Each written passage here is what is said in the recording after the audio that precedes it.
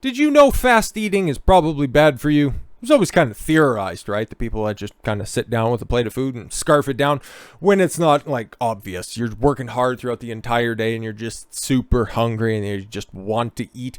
I can remember, right, when my parents moved into a new place and they had to lay down all the topsoil and then we had to lay down all the brand new sod that's out there on the lawn. And it's like, okay, all of a sudden at the end of the day when had whatever it was, pizza or something that was delivered out there, and then without really realizing anything, a whole medium pizza's gone. Yeah, it's because you were working outside in the summer heat all day long. And it's like, that kind of makes sense. But if you're just sitting down as a fast eater consistently, there's some problems. There's some problems that could be lingering. All right, so there are many things regarding food that are said to be good and bad for you, but you may not have to.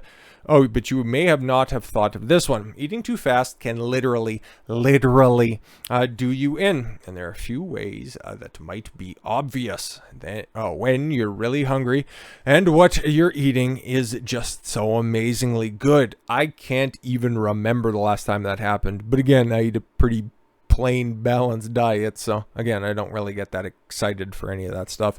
That's a perfect recipe for eating too fast, which may present a choking hazard. Well, thanks, Tips. I think that one was fairly obvious, right? But there's more than you should be aware of. At least one study shows that the habit of shoveling it in one bite after another may not only require you to loosen your belt, but it may even up your odds for one of the big three cardiometabolic conditions: heart disease, diabetes, stroke, known as the cluster of 5 risk factors. Medical News lists them, such as high blood pressure, high triglycerides, fat in the blood, interesting, high fasting blood sugar, low HDL, sorry, my mistake. I seen the L and I got excited. High density lipoprotein cholesterol, and a large waistline. So you get fat if you eat fast. Interesting. I wonder how that works. Anyways, obesity plays straight into the hand of metabolic syndrome.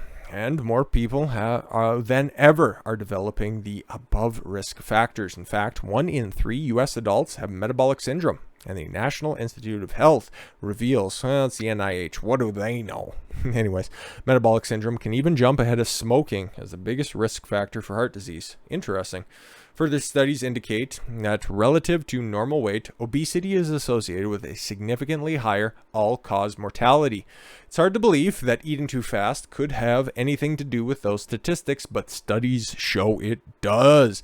A Japanese study show wolfing down food could be a killer. Cardiologist Takayuki Yamaji, there we go, from Hiroshima University. You better give me the results you want, otherwise here comes another one. Was the lead author of this study, which involved nearly 1,100 generally healthy male and female participants over a period of 5 years. Average participant being around 51 years of age. Studies were divided into 3 groups, each categorizing themselves as slow, normal, and fast eaters. Over the 5 years, 84 of the participants developed metabolic syndrome. The result, your cardiometabolic health could suffer serious harm if you gobble down your food too fast. In fact, it constituted a 2 times higher likelihood they would develop metabolic syndrome compared to their slower eating cohorts, with a spread of a 2.3% likelihood for slow eaters and an 11.6% chance for the fastest ones. The study concluded by saying eating speed was associated with obesity and future prevalence of metabolic syndrome. Eating slow may, therefore, be a crucial lifestyle factor for preventing metabolic syndrome among the Japanese. And yeah, you could probably extrapolate that out to any other culture that you'd think as well. Counting your chews, counting your bites. Chewing more slowly helps break down the food faster. Okay, and saliva, which contains an enzyme called lingual lipase, will help break down the fats. Helps you quite a bit when you swallow. Nice. The longer you chew, the more times those enzymes have to start breaking down your food. Process makes digestion easier on your stomach and the small intestine. Okay, that makes sense. Okay, also try counting how many bites you take when you eat, like the participants of Brigham Young University. It's just a bunch of Mormons. What were they eating? Melba toast and, I don't know, toenail clippings from their cousins. Participants were asked to count how many bites of food they took when eating, and then to reduce the number of bites by 20 to 30%, although the study subject lost an average of 4 pounds. What? That's interesting. Besides the many potential health benefits, chewing slowly and methodically, even thoughtfully, helps you relax better so you can enjoy your meals. Yeah, no, that totally makes sense. Chewing more slowly helps you eat less. Yeah, no, exactly. So you aren't just rushing. It's like, okay, I'm just going to use an analogy, right? And it's like, you got a bucket. You need to fill it up with some water, right? Okay, the most efficient way to do it is probably through, your regular tap. You crack it open, you fill up your bucket, and it's all great. But if you need to do it faster, you can just, crack open the fire hydrant and then just hold it out in front of it. Sure, you can fill it up in a fraction of the time, but there's going to be a lot of spill out the side, and it's not going to be the most elegant solution to that. Sure, you're going to get a bucket full of water. Theoretically, okay, it's going to be a lot sloppier. There's going to be a lot of spillover at the end of it. And realistically, if you do it a little bit more concise and a little bit more thoughtful, it's going to fill up a little bit more appropriately, and you're going to get a nice, easy, much more complete fill, as opposed to the fire hose where you just grab whatever you can off of it. That's what happens here with food, right? Like somebody, oh boy, you just scarf down like 20 chicken wings. Meanwhile, Ted over there ate 5 or something like that, but he enjoyed it, and by the time that you ate the 20, he ate the 5. He's more satisfied with that 5, and you are now going to be spending your evening on the bowl. Ergo, you thought you could consume that much, but when the rubber hit the road, well, I guess the ass will be hitting the toilet. So as it turns out, intentionally chewing your food better than you probably already could have more than a few lasting benefits. Featured study indicates that people who are obese have a tendency to chew and swallow more quickly. Oh, and that if you don't chew your foods as thoroughly compared to people who are slim. Conversely, people who eat more slowly eat less. Yeah, no, it's not like they're less full at the end of the day, okay? They're just not eating to excess because their body has the proper time in order to process the nutrition that's entering their body. Chewing as exercise in mindfulness. Oh, so using it as a decompression, okay? Because a lot of people, quote unquote, stress eat, okay? And that's obviously not healthy. That's just overeating with a nice, kinder terminology for somebody with a built-in excuse, right?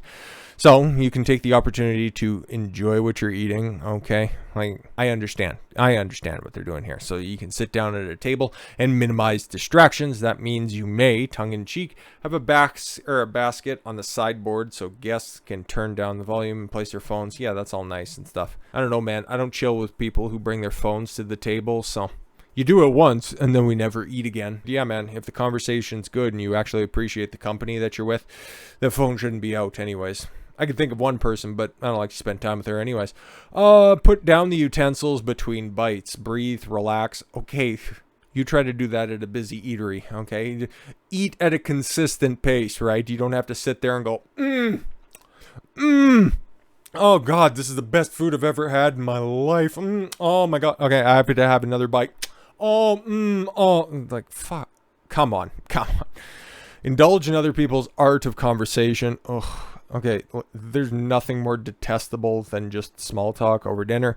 But again, if you're engaged in good conversation with friends and family that you actually appreciate, I get it. But make sure that you're properly adhering to the other principles that were extolled in these studies as well. Eat your food and chew it appropriately. Don't be, mid-chew. Okay, put down your utensils and chew. And then have your conversation. How about that? Okay, set aside a lengthier amount of time. I get it. A lot of people are busy, and that's a major reason why I only like to consume one meal a day, because I'm busy from morning until night. I do things every single day, every single hour. I try to maximize my awake time.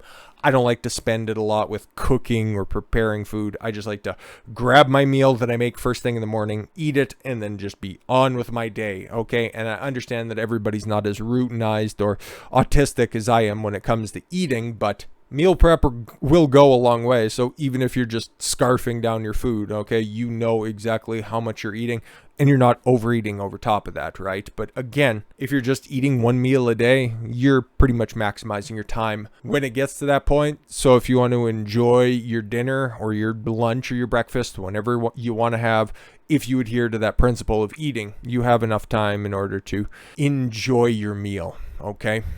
So I hate wasting time, but then again, I also know the benefits of just sitting back, chewing, eating, thinking about your day, and just eating your food appropriately. On top of that, if you think about it, if you're one of millions and millions who who face parties with vague or real angst because you know that there will be temptations and pressures on all sides. But one factoid might help you focus on your goals. Gaining 2 pounds a year doesn't sound like much until 20 years goes by. Yes, you're carrying around an extra 40 pounds, and I'm laughing at you because you suck, especially at bigger celebrations when thousands of people wonder afterwards why in the world they ate so much. Yes, take a breath before picking up your fork and pace yourself. You'll feel better, you'll feel happier, and undoubtedly healthier for it too. Yeah, no, exactly.